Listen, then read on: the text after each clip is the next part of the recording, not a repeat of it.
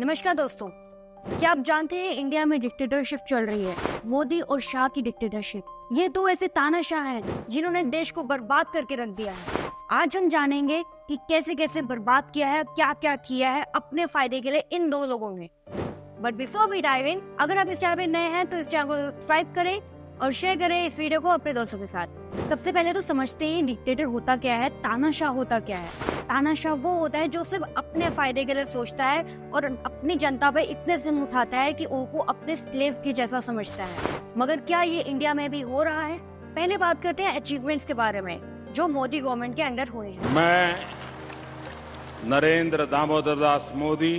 Number 1, CAA, एक ऐसा part जहाँ पर लोगों को सिटीजनशिप मिल सकती है, उन लोगों को जो अपने देश वापस आना चाहते हैं। नंबर 2, ट्रिपल तलाक। हम सब जानते हैं काफी सारी मुसलमान औरतें अपना घर छोड़ने पे मजबूर हो जाती हैं जस्ट बिकॉज उनके कानून में लिखा गया है कि अगर उनका शौहर उनको तलाक तलाक तलाक ये 3 बार कह देता है तो उनके पति और उनके पति के परिवार के साथ कोई संबंध नहीं रहेगा। और इसी को हटाने का काम किया है मोदी गवर्नमेंट ने। नंबर 3, राम मंदिर। राम मंदिर हमेशा से एक बहुत बड़ा मुद्दा रहा है और एक इनजस्टिस हुआ है हिंदुओं के साथ। और अब 2024 में 590 सालों के बाद राम मंदिर बना और उसकी प्राण प्रतिष्ठा भी हुई। Number 4, surgical strike. काफी सारे हाइपर लिबरल लोगों ने इसको कॉन्डेम किया और बोला कि दूसरे देश में आप ऐसे हमला कैसे कर सकते हो। और कईयों ने तो ये भी बोला, कईयों ने ऐसे सवाल भी उठाए कि हम नहीं मानते जी, प्रूफ दिखाओ। मगर ये करके दिखाया है मोदी गवर्नमेंट ने। सर्जिकल स्ट्राइक के थ्रू दुश्मन देश को आवाज दिखाया कि हम सबसे ज्यादा पावरफुल हैं और हमसे टक्कर लेने से पहले 2 बार सोचे। नंबर 5, टेररिज्म को जड़ से उखाड़ना। इस देश की काफी सारी गवर्नमेंट रिकॉग्नाइज ऐसी एनजीओ थी, ऐसी ऑर्गेनाइजेशन थी जो इन टेररिज्म के ग्रुप्स को फंड करती थी, उनको भी हटाया और साथ ही में उनके ऊपर कार्रवाई करी। इस सरकार ने वो सब करके दिखाया जो इंटरनल सिक्योरिटी को हार्म कर रहा था। Number 7, isolation of Pakistan. Pakistan ऐसे यूएन में जाके बार बार चिल्ला चिल्ला के बोलता था कि हम विक्टिम है, हमारे साथ गलत हो रहा है। मगर अब हमारे इंडिया की डिप्लोमेसी के थ्रू पाकिस्तान को आइसोलेट कर दिया गया है हर जगह से। While such statements deserve our collective contempt and sympathy, I am taking the floor to set the record straight. Regrettably, this is not the first time the leader of Pakistan has misused platforms provided by the UN to propagate false and malicious propaganda against my country.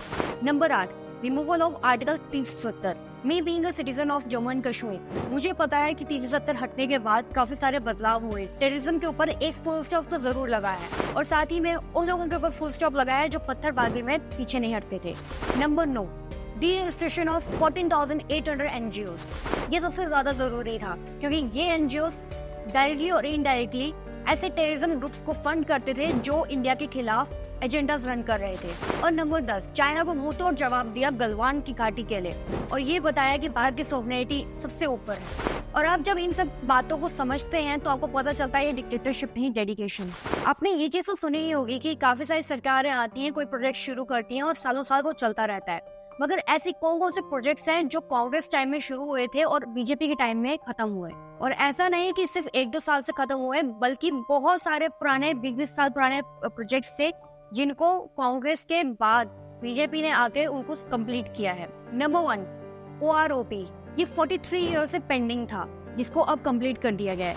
Number 2, cap bill. ये 64 year से pending था। Number 3, article 370। ये 65 year से removal के लिए pending था। Number 4, triple तलाक। इसको 72 ईयर्स के बाद एड्रेस किया गया। नंबर 5, राम मंदिर। ये प्रॉमिस 590 साल के बाद फुलफिल हुआ। Number 6, Bogibeel bridge. ये 23 ईयर्स के बाद कंप्लीट हुआ। नंबर 7, ढोला सदिया ब्रिज। ये 21 साल के बाद कंप्लीट हुआ।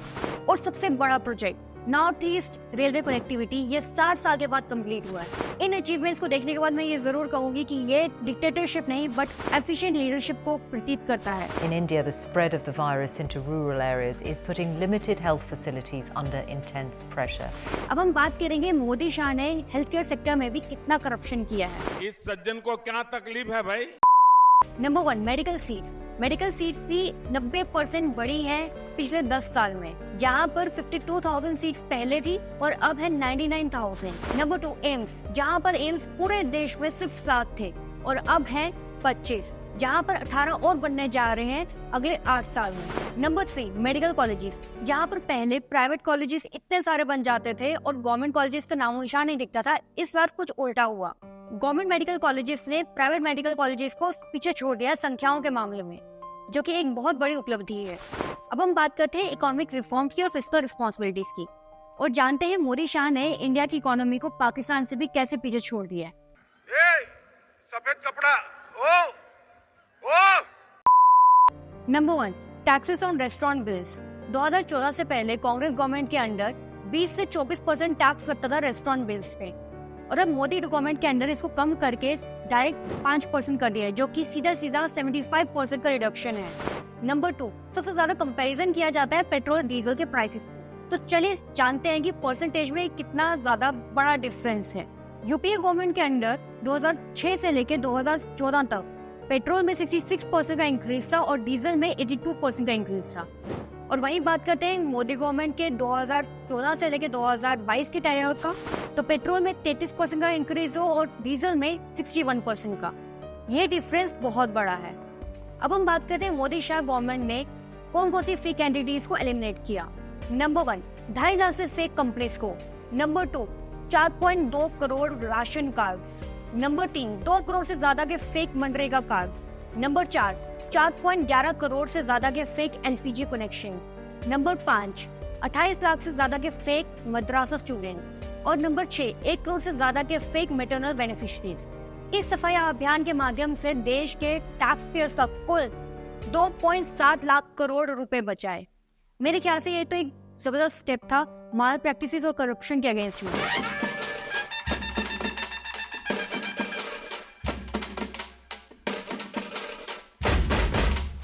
अब हम बात करते हैं कि मोदी शाह गवर्नमेंट ने कैसे देश को करप्ट किया इंफ्रास्ट्रक्चर के मामले में।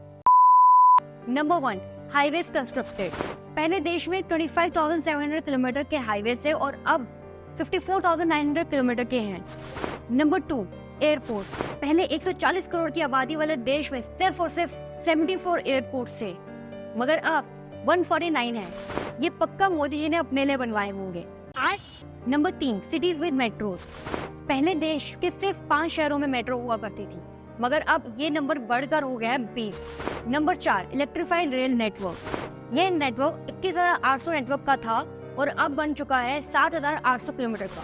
Number 5, university. पहले देश में सिर्फ 676 यूनिवर्सिटी थी और अब ये नंबर भी बढ़कर हो चुका है 1168। Number 6, startups. पहले देश में सिर्फ और सिर्फ 350 स्टार्टअप्स हुआ करते थे, मगर अब हर गली हर नए मोहल्ले में प्रॉफिटेबल स्टार्टअप्स बन रहे हैं, जिसका नंबर अब बन चुका है 1,17,250। मुझे तो लगता है ये भी मोदी जी ने अपने ही फायदे के लिए किया होगा। इतने तेजस्वी लोग हैं हमारे पास। चलिए देखते हैं देश के सोशियो इकोनॉमिक इंडिकेटर।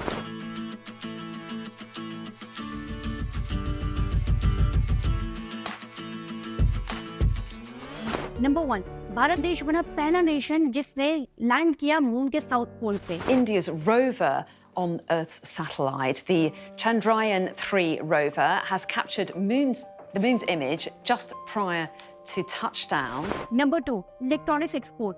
पहले हमारा जो इलेक्ट्रॉनिक्स एक्सपोर्ट था वो सिर्फ $7.6 बिलियन का था, मगर अब ये बढ़कर हो गया है $22.7 बिलियन। बहुत बड़ा लैंडमार्क क्रॉस हुआ। $10 बिलियन एक्सपोर्ट्स का। पिछले साल $11 बिलियन एक्सपोर्ट हुआ मोबाइल फोन, और वर्ल्ड में second largest mobile manufacturing country के तौर पे इंडिया इमर्ज हुआ। Number 3, foreign direct investment. पहले ये नंबर हुआ करता था $305 बिलियन का और अब ये हो चुका है अराउंड $600 बिलियन का। India is eyeing $100 billion in annual foreign direct investment in the next few years. Now, that's what India's Information Technology Minister Ashwini Vaishnaw has said. Number 4, renewable power capacity. ये भी पहले से 76 gigawatt का था और अब ये हो चुका है 181 गीगावाट का। It is to India now, and the country is the world's third largest greenhouse gas emitter after China and the United States. But it's looking to change that by increasing efforts to boost its non-fossil capacity, namely solar and wind energy, as well as nuclear and hydro and biopower. Number 5, inflation. जहां पर inflation 8.2% का होता था और इस बार सिर्फ और सिर्फ 5% का हुआ है। This is positive news on the macro front. We are seeing retail inflation for the month of September come in at a 3-month low now. The number that we're looking at is 5.02%. Number 6, internet data price. अगर आप 90 से दशक के हैं तो आपको याद होगा कि पहले हमारे इंटरनेट का कॉस्टिंग कितना ज्यादा होता था। तो उसका रेट था 269 रुपीज पर जीबी का और अब हो चुका है 10 रुपए पर जीबी। और इसी इंटरनेट की वजह से काफी सारे लोगों की जिंदगी भी बदली है। Number 7, multi dimensional poverty. पहले 29.2% होती थी और अब हो चुकी है 11.3%। India's poverty declined from 29.17% in 2013-14 to 11.28% in 2022-23. 24.82 crore people lifted out of poverty as per that estimate. ये बहुत बड़ा बदलाव है पॉवर्टी खत्म करने में। Number 7, GDP per capita. जो लोग कहते हैं महंगाई बढ़ी है तो उनको मैं बता दूं महंगाई के साथ आमदनी भी बढ़ी है। जहाँ पहले हमारा जीडीपी पर कैपिटा 3,889 और वो बढ़कर हो चुका है 6,060। ये स्टैटिस्टिक्स बताते हैं कि हमारा देश का डेवलपमेंट कितनी तेजी से आगे बढ़ रहा है और ऐसे ही बढ़ता रहेगा।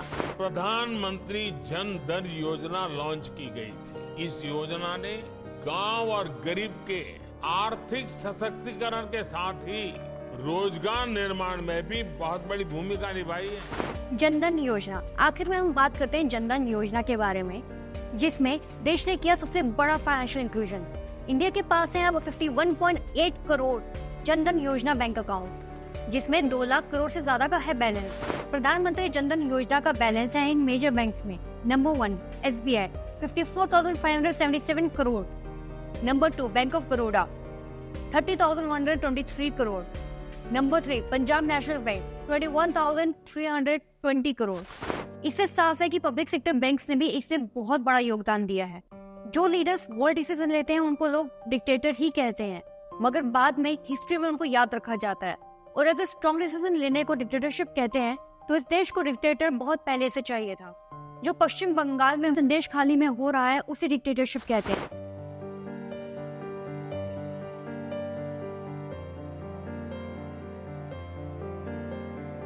रिसेंट में आए हुए टीएमसी के एक एमपी ने ये कहा कि हम लॉ एंड ऑर्डर को फॉलो करते हुए धारा 144 के अंतर्गत हम उस लोकेशन पे नहीं जा सकते, हम उस जगह पे बात नहीं कर सकते किसी से। এখানে একটা সিচুয়েশনে ওখানে 174 ধারা চলছে, সেখানে আমি যাব মানে আমার সাথে আরো 5 জন 6 জন লোক সবাই মিলে যাচ্ছে। তো সেই ওখানে একটা ল এন্ড অর্ডার একটা মেইনটেইন করা করছে। जब सरकार आपकी, हर चीज आपका, कानून आपका, तो आपको जाने से कौन रोकेगा। इसी के साथ कांग्रेस के प्रेसिडेंट खड़गे जी ने एक बहुत ही शर्मनाक बयान दिया, जहां पर उन्होंने कहा ये सब चीजें होती रहती हैं। तो लेके पार्टी का रुख क्या है? संदेश खली मीडिया में रहा, खबरें आई, औरतों के साथ एट्रॉसिटी हुई, एनसीडब्ल्यू की टीम गई, तमाम चीज़ें हुई, पॉलिटिक्स हुई। आपके नेता अधीर रंजन चौधरी ने जंगल राज बोला। संदेश खली मसले पर कांग्रेस अध्यक्ष मल्लिकार्जुन खड़गे जी का क्या कहना है? देखिए, किसानों के बारे में तो हमको कुछ करना जरूरी है और उसको लीगल गारंटी देने का वायदा तो हमने किया है। मेरी पहली घोषणा ये रही, अगर गठबंधन सरकार आई तो किसानों को हम एमएसपी लागू यानी लीगलाइज्ड कर देंगे, उसको मदद करेंगे और जो चीजें हम कर सकते हैं जरूर उनके लिए करेंगे। ये नहीं कि जो चीजें हम नहीं कर सकते वो भरोसा दे, वो ठीक कभी नहीं होता। और दूसरी चीज अधीर रंजन चौधरी का क्या बोले अब कि जंगल राज है पश्चिम बंगाल में संदेश खली, जहां महिलाओं के साथ अत्याचार हुआ। देखो, वहां पर हमेशा ये चलते रहता है कि एक तरफ कांग्रेस पार्टी के लोग हैं, एक तरफ कम्युनिस्ट के हैं, एक तरफ टीएमसी है। तो ये चीजें राष्ट्रीय स्तर पर उसके बारे में मैं ज्यादा कमेंट नहीं करना चाहता हूं। पर महिलाओं पे अत्याचार, नो, महिलाओं का हम कंडम करते हैं ना, महिलाओं का अत्याचार कंडम करते हैं, इसीलिए तो हम लड़ रहे हैं। अरे इस देश में साहब वोटिंग पावर महिलाओं को किसने लाया? आजादी के बाद अगर किसी ने महिलाओं को वोटिंग पावर दिया है वो कांग्रेस ने दिया। क्या इसे डिक्टेटरशिप नहीं कहते?